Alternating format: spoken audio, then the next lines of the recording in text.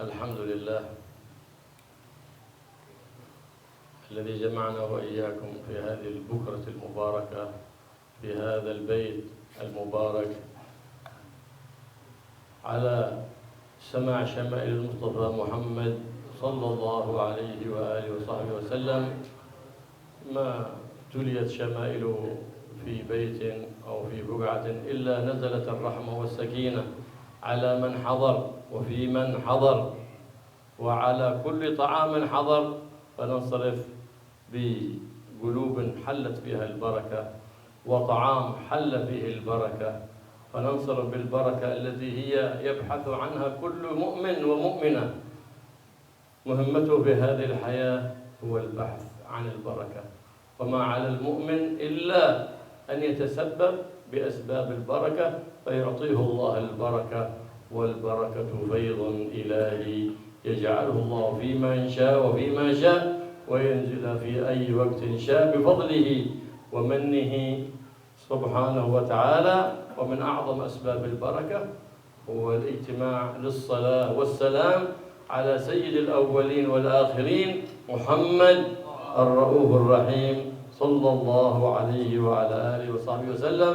والله يبارك في هذا الدار وفي من سكن في هذا الدار وفي من دخل في هذا الدار وفي من طعم في هذا الدار بجاه النبي محمد المختار صلى الله عليه وآله وسلم. Segala puji bagi Allah Subhanahu wa taala yang telah mengumpulkan kita di pagi ini di rumah yang penuh barokah untuk mendengar syama'il, hal-hal yang terkait dengan Rasulullah SAW. Syama'il Nabi, hal-hal yang berkaitan dengan Nabi, sejarah hidup beliau, aktivitas sehari-hari beliau, akhlak-akhlak beliau, cerita tentang fisik beliau.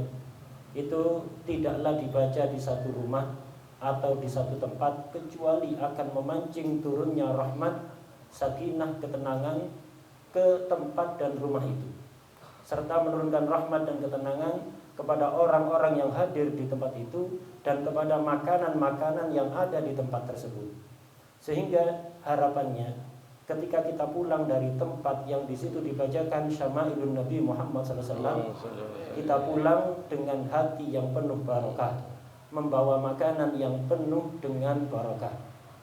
Barokah ini adalah sesuatu yang harus dicari oleh setiap mukmin, laki maupun perempuan. Tugas setiap mukmin adalah melakukan sebab-sebab yang bisa mendatangkan barokah untuk dia. Allah yang akan memberi dia. Dia hanya bertugas untuk mencari sebab-sebabnya, berusaha mendapatkannya. Barokah ini rahasia ilahi yang dijadikan oleh Allah untuk siapapun yang dikehendaki, untuk apapun yang ia kehendaki. Termasuk sebab teragung orang itu bisa mendapatkan berkah dari Allah adalah berkumpul untuk membaca salawat dan salam kepada Nabi Muhammad sallallahu alaihi wasallam. Semoga Allah Subhanahu wa taala memberkati rumah ini dan siapapun yang tinggal ada di rumah ini, siapapun yang masuk ke rumah ini dan siapapun yang mencici makanan ada di rumah ini. Wal barakah idza wudi'at fil qalil katharathu wa idza kanat fil 'umr al-qasir barakatuhu wa anjaz fihi al-insan a'mal kathira.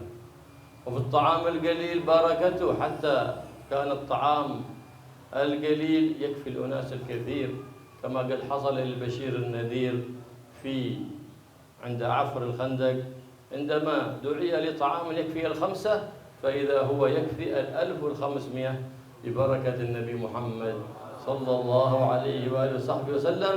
عندما حلت البركة فيه صار يكفي الكثير. المال إذا تبارك ينجز العبد فيه أشياء كثيرة بطاعة الله سبحانه وتعالى. فإذا أردت أن تعرف المال من أين دخل انظر إلى في أين يخرج. إن خرج في مثل هذه الاجتماعات فذاك مال حلال، وإن خرج إلا في الترهات والغفلات فذاك مال حرام فابتعد عنه. والبركة في العيال أن يرزقك الله أولاد بررة كرام يبرونك في حياتك وبعد مماتك يوم لا تستطيع أن تكتسب حسنات.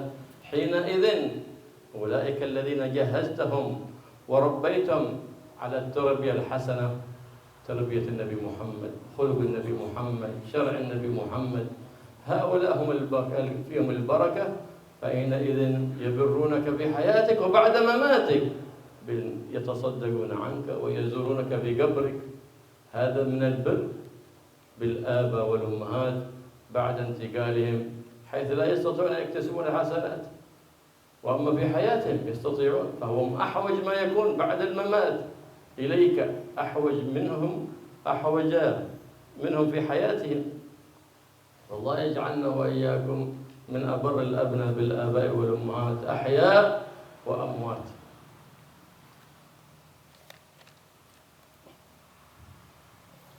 Keberkahan itu ketika nempel ada di sesuatu yang sedikit akan berubah menjadi banyak. Umur singkat jika berkah, maka dengan umur yang singkat itu seseorang bisa melakukan perbuatan yang sangat banyak sekali yang bisa membuat dia bahagia di dunia sampai akhirat. Makanan sedikit ketika berkah akan cukup untuk orang banyak, sebagaimana yang terjadi kepada Rasulullah SAW ketika sahabat itu kerja bakti menggali parit Khandaq.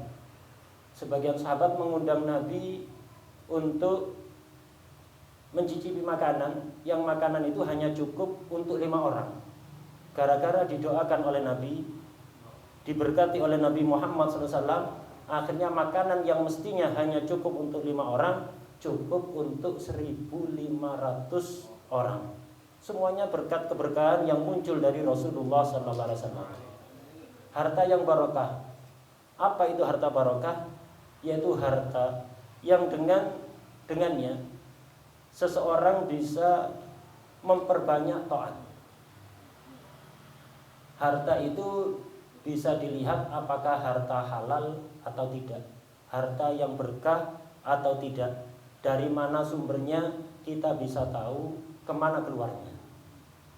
Ketika harta itu digunakan untuk hal-hal kebaikan seperti acara pagi hari ini, tanda harta itu harta halal, harta yang barokah.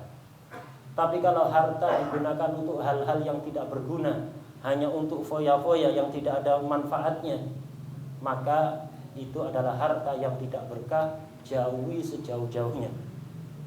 Keluarga yang berkah adalah keluarga yang selalu membahagiakan seseorang, baik ketika masih hidup atau setelah meninggal. Setelah dia meninggal, mereka menjadi sebab bertambahnya pahala untuk orang tersebut.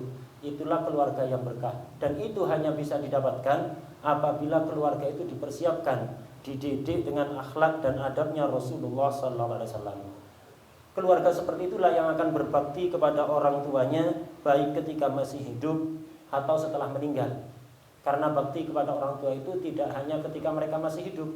Justru bakti teragung yang lebih besar itu adalah bakti ketika orang tua sudah meninggal, dengan cara bersedekah untuk orang tua yang sudah meninggal, menziarahi makam mereka, mengirimkan pahala bacaan, zikir atau semisalnya.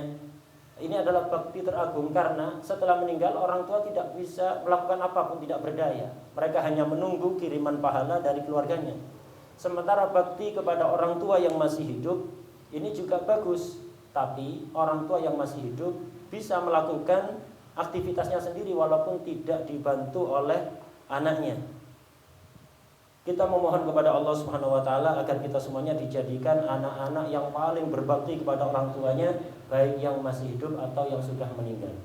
من أسباب البركة المحافظة على الصلاة في أوقاتها بآدابها، فهذه من أعظم أسباب البركة ومن أعظم الأسباب التي تيسر الأرزاق الحسية والمعنوية.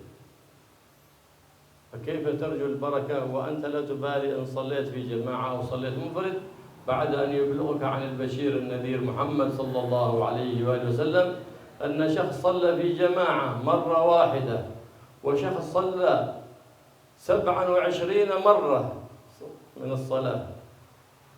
ذاك الذي صلى مرة واحدة أفضل من ذاك الذي صلى 27 مرة.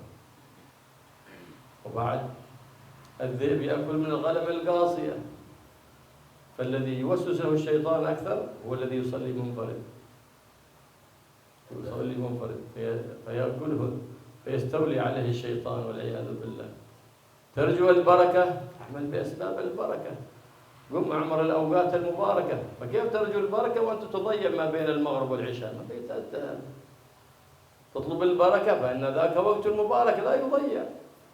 تطلب البركة ولا تعمر ما بين الفجر وطلوع الشمس، فإن هذا الوقت مبارك، فيه يقسم الله سبحانه وتعالى أرزاق العباد، كما قال سيد العباد محمد صلى الله عليه وآله وصحبه وسلم: إن أرزاق العباد توزع في مثل هذا الوقت، أي بين طلوع الفجر والإشراق وطلوع الشمس. فحرص على عمارته.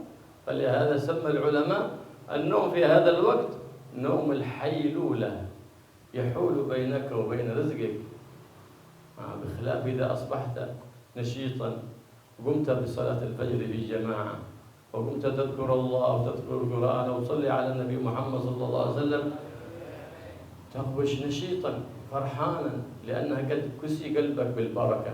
فإن دخل عليك رزق، دخل رزق مبارك. هذه الأوقات المباركة ما تضيع، لكن الشيطان يبعدك عنها، فيزين لك اللهو ويزين لك النوم في أوقات فيها البركة، فيها البركة، فيبعدك عن أسباب البركة، لأن اتباع الشيطان يسلب البركة، واتباع حبيب الرحمن يجلب البركة، لأن معدن البركة هو حبيب الله محمد صلى الله عليه وآله وصحبه وسلم. وكيف وقد قال النبي محمد أن من صلى الفجر ومكث في مصلاه يذكر الله حتى تطلع الشمس أعطاه الله حج وعمرة تامتين تامتين تامتين، كل يوم حجة وعمرة وأنت في بيتك وأنت في بلدك، من غير أن تنفق مال من جيبك.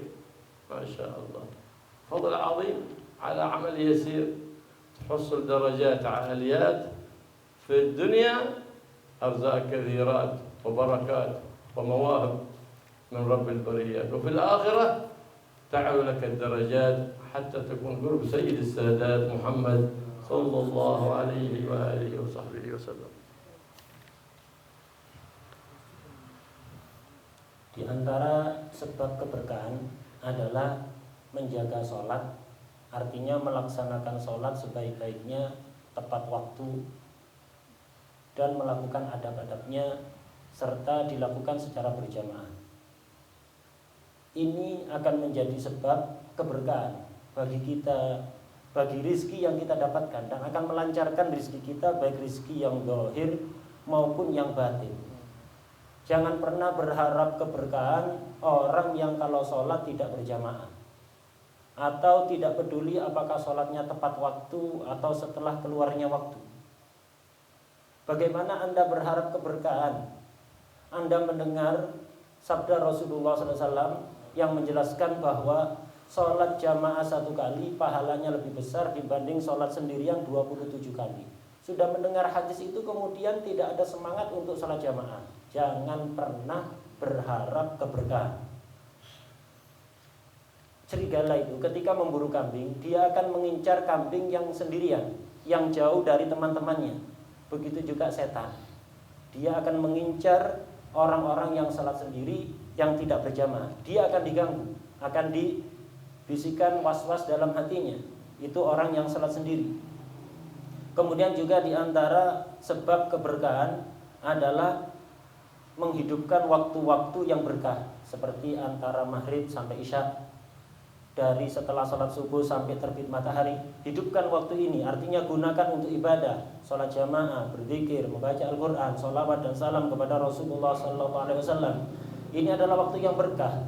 Ditegaskan oleh Rasulullah SAW bahwa waktu antara sholat subuh dengan sampai terbitnya matahari ini adalah waktu pembagian rizki. Jika Anda menghidupkan waktu tersebut dengan ibadah, maka Allah akan melancarkan rizki Anda, dan rizki yang Anda dapatkan akan menjadi rizki yang berkah. Tapi jika Anda menyia-nyiakan waktu tersebut antara maghrib sampai isya, antara subuh sampai terbit matahari, maka Anda akan menghalangi rizki Anda sendiri. Kalaupun dapat rizki tidak akan berkah. Karena itu tidur setelah subuh disebut dengan tidur hailulah, tidur penghalang. Karena tidur setelah subuh akan menghalangi rizki seseorang, dan kalaupun dia dapat rizki yang banyak di hari itu tidak akan berkah. Beda dengan orang yang ketika menjelang subuh bangun dengan penuh semangat, kemudian sholat subuh berjamaah, kemudian membaca Quran, zikir, sholawat. Sepanjang hari dia akan semangat, dan ketika dia mendapatkan rizki dari Allah akan menjadi rizki yang berkah. Cuman demikianlah, setan itu akan selalu berusaha menghilangkan keberkahan dari manusia. Setan itu akan mengajak seseorang di waktu-waktu mulia untuk main-main, melakukan sesuatu yang gak ada manfaatnya, atau tidur, karena memang karakter setan begitu, selalu berusaha menghilangkan keberkahan. Berbeda dengan Nabi Muhammad SAW, beliau akan selalu mendatangkan keberkahan, karena sebenarnya sumber keberkahan adalah beliau Sallallahu Alaihi Wasallam. Dalam sebagian hadis Rasulullah SAW menjelaskan, barang siapa yang sholat subuh berjamaah, kemudian setelah sholat dia berzikir, melakukan ibadah sampai terbit matahari, kemudian dilanjut dengan sholat 2 rakaat, maka dia akan mendapatkan pahala haji yang sempurna. Pahala haji dan umroh yang sempurna bisa kita dapatkan setiap hari dari rumah kita tanpa harus keluar, dari daerah kita, kampung kita, tanpa harus keluar daerah, dan tanpa mengeluarkan sepeser pun biaya. وفي هذا البركة عند إذا دخلت بيتك أو أردت الدخول فتبدأ بالسلام. السلام هذا يدخل البركة والرحمة على أهل البيت، سواء أحد في الدار أو الدار ليس فيه أحد، سلم، لأن كل دار لا يخلو عن عمار.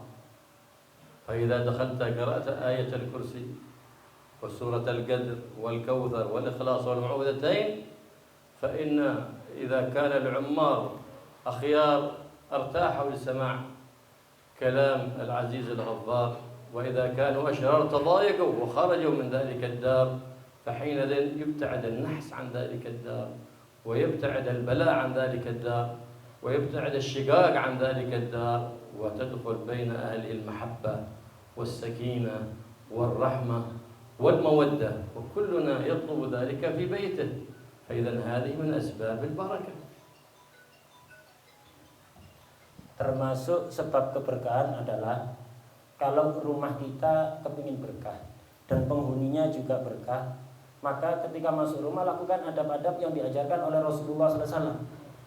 Di antaranya adalah setiap masuk rumah jangan lupa mengucapkan salam, baik di rumah itu ada orang atau kosong. Salam ketika masuk rumah itu akan mendatangkan keberkahan untuk seluruh penghuni rumah, walaupun di rumah itu sedang kosong, gak ada penghuni, karena setiap rumah pasti ada penghuninya dari makhluk lain selain manusia. Kemudian ketika masuk rumah jangan lupa membaca ayat kursi, kemudian surat Inna anzalnahu fi lailatul qadar, Qul a'udzu birabbil falaq, Qul a'udzu birabbin nas, surat Al-Ikhlas.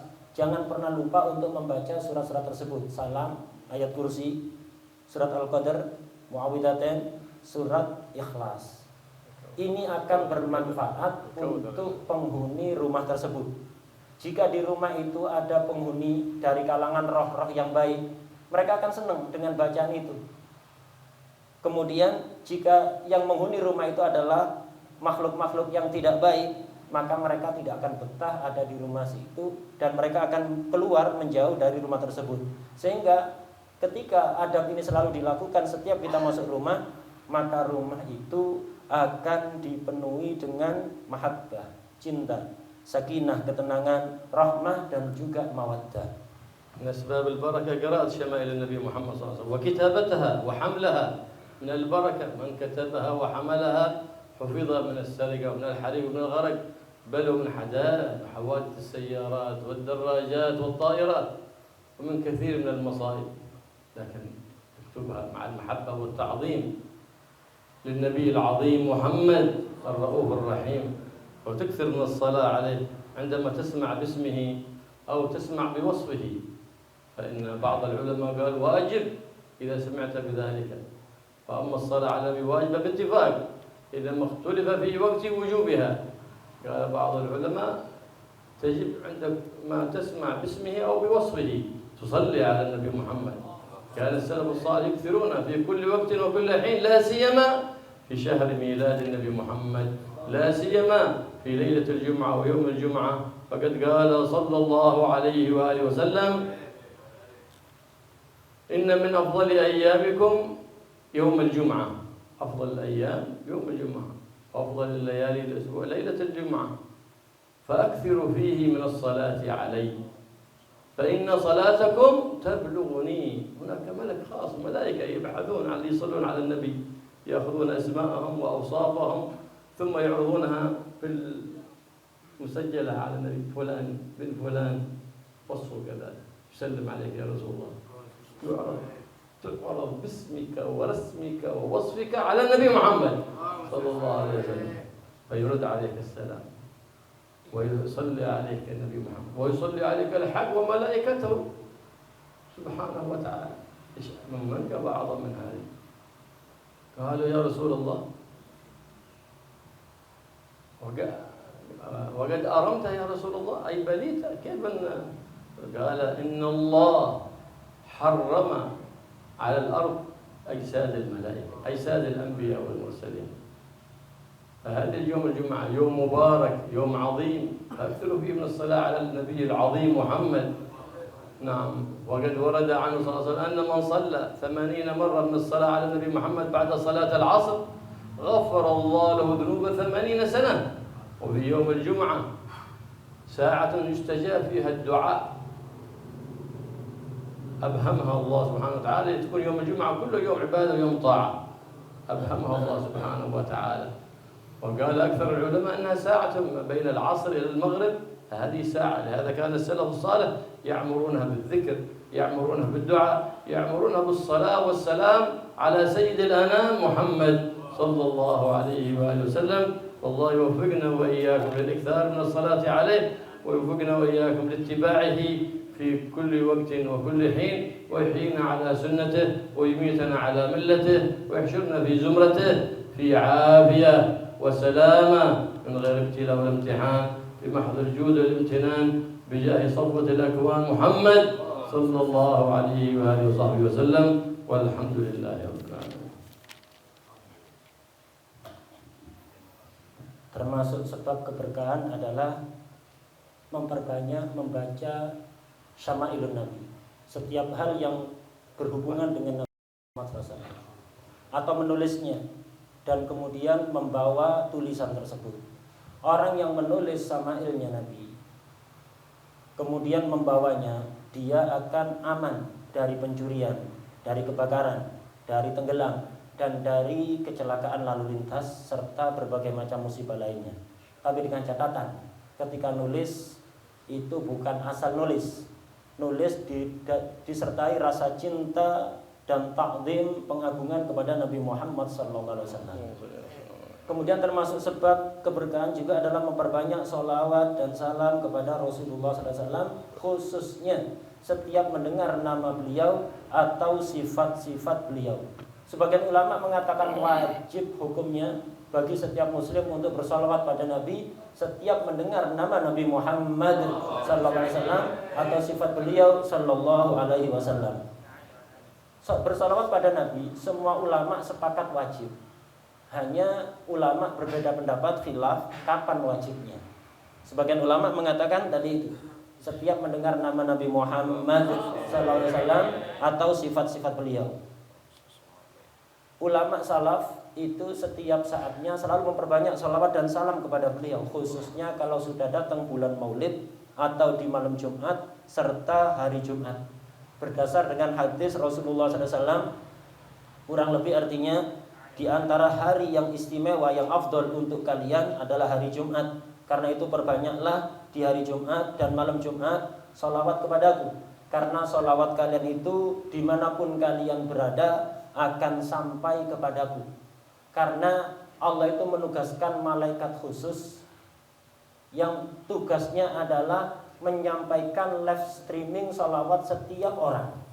Setiap kita sholawat kepada Nabi Muhammad SAW, maka ada tuh malaikat khusus yang tugasnya itu live streaming, menyampaikan sholawat kita kepada Nabi Muhammad SAW. Disebutkan nama kita dan sifat-sifat kita di hadapan Rasulullah SAW.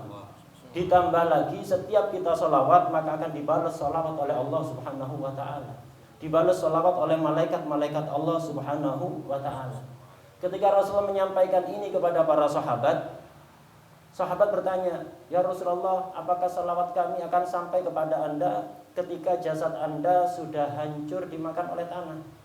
Kata Rasulullah SAW, "Sesungguhnya Allah mengharamkan bumi untuk menghancurkan jasad para nabi dan para rasul."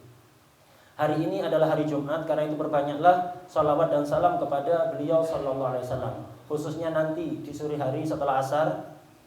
Dalam hadis dijelaskan siapa yang membaca sholawat setelah asar hari Jumat 80 kali, maka akan diampuni dosa-dosa dia selama 80 tahun. Dan hari Jumat ini hari istimewa. Di hari Jumat ini mulai dari pagi sampai sore itu ada waktu yang dirahasiakan oleh Allah yang disebut dengan waktu ijabah. Siapapun yang doa bertepatan dengan waktu itu, maka pasti akan diijabahi oleh Allah Subhanahu wa Ta'ala persis seperti yang ia minta dan di waktu yang ia inginkan. Waktu istimewa kapan? Dirahasiakan oleh Allah, tujuannya agar supaya kita di hari Jumat ini sepanjang hari menggunakannya untuk ketaatan kepada Allah Subhanahu wa Ta'ala. Sebagian ulama berpendapat waktu tersebut adalah antara asar sampai maghrib. Karena itu ulama salaf itu sangat menjaga asar sampai maghrib hari Jumat. Mereka mengisinya dengan zikir, doa, salawat dan salam kepada Rasulullah sallallahu alaihi wasallam. La ilaha